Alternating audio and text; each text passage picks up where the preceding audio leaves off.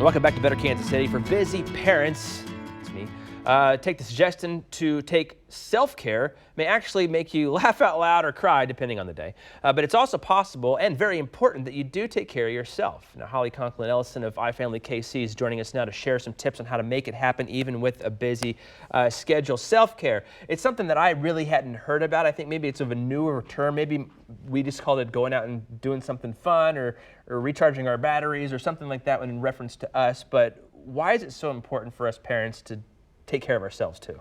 You know, I think in this busy day and age, we are so go, go, go, right? All the time as parents and as children.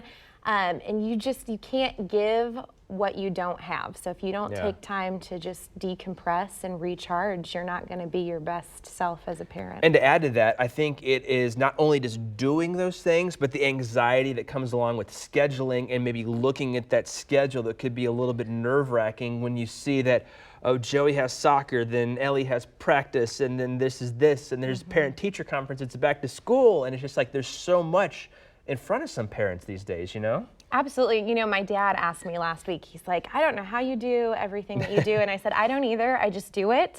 And then I process it later. So I think that's the way we all are right now. Yeah, and I think some parents sometimes feel guilty about taking time for themselves. So how do we get around that guilt that we associate with spending time on ourselves rather than making sure Johnny and Susie are doing what they need to be doing? You know, it goes back to that common saying that we keep hearing that it's true, you cannot fill from an empty cup. So as much as you hear it, it is 100% fact.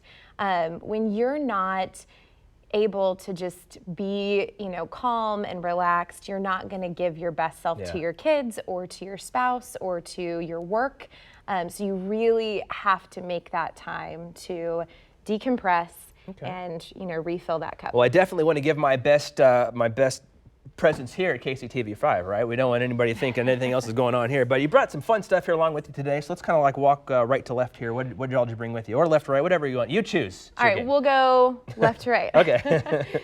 So self-care can look many different ways, right? It doesn't have to be this big thing. It can be little things that you do that take 5 minutes. It can be big things like going out. It just depends. So I've brought a few ideas, one of which is just to make yourself a cup of hot tea, or if you don't like tea, coffee, or whatever beverage you prefer, and relax. So I like to make a cup of hot tea in the mornings, read a book for 10 minutes, and just calm down. And I think maybe just it's more like the process of going through it as much as it is just enjoying your tea, just having that thing that you do by yourself in the morning to kind of get you started to go into your routine. Absolutely. And one thing that I do, and this is going to sound weird, I do not like to use tea bags. Totally weird. I like to use loose tea because there is something about the process of making that tea that does kind of help to literally and figuratively fill my cup. So I recommend doing that, just taking the time to be mindful while you're making your tea or your coffee. And you're a trail runner, I hear? Let's use the term runner very loosely. Well, a trail hiker explorer. How about that? I love to be outside. There you go. So let's put it that way. But another thing that I personally like to do is be moving. So I like to do yoga. I love going to the gym, to be outside in nature. That's another way that you can practice self-care that's also super beneficial to your body. For self-care for yourself, do you recommend doing that by yourself to have like your own alone time if you need that? Or do you like involving friends and family, or maybe just without the kids, or? Both. So I enjoy going to the gym with friends, but sometimes I just need to go and flip some tires by myself. And that is what I do.